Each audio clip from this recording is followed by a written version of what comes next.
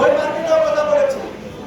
আমাদের কথার পাশে একটাই, আমাদের ব্যবসায়ী ভাইয়েরা ব্যবসা করবে স্বাধীনভাবে, আমাদের ব্যবসায়ী ভাইয়েরা ব্যবসা করবে চাঁদা মুক্তভাবে, আমাদের ব্যবসায়ী ভাইয়েরা ব্যবসা করবে বৈষম্যমূলক আচরণ থেকে রক্ষা পাবে, আমাদের ব্যবসায়ী ভাইয়েরা ব্যবসা করবে কোন রকমের প্রতিহিংসা এবং কোন রকমের চাপ মুক্ত থেকে। আমরা আপনাদের পাশে আছি, ইনশাআল্লাহ থাকবো। আপনাদের কিছু দাবি দেওয়া আমরা ইতিমধ্যে শুনেছি।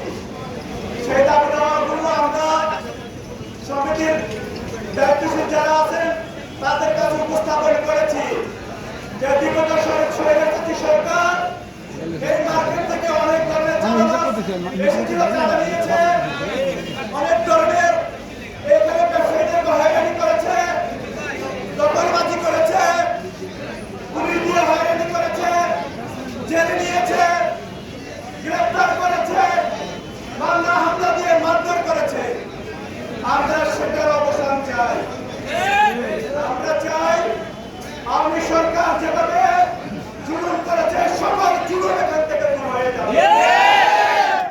আমরা চাই অতীতে যে ন্যায্যগুলো ছিল, ইলেকট্রিসিটি বিল, জেনারেটর বিল, সার্ভিস চার্জ, দোকান ভাড়া সহ সেই বিলগুলো থেকে তারা চাঁদা নিয়েছে। সেই বিলগুলো যদি এখন সমান থাকে তার মধ্যে প্রমাণিত হয়ে যায় তারা চাঁদাবাজি করে না। আমরা চাই তারা চাঁদাবাজি করে এই বিষয়গুলো তারা বৃদ্ধি করেছে, তাদেরকে চাঁদা দেওয়ার জন্য ব্যবসায়ী ভাইদের উপরে চাঁদাগুলো বৃদ্ধি করেছে। আমরা চাই সেটা সমানে করতে নিয়ে আসার জন্য। আমরা চাই যৌক্তিক ন্যায্য নির্ধারণ করার জন্য। আমরা চাই যে জেনারেটর বিল যৌক্তিক হবে, ইলেকট্রিসিটি বিল যৌক্তিক হবে, দোকান ভাড়া যৌক্তিক হবে, এমনকি সার্ভিস চার্জ যৌক্তিক হবে।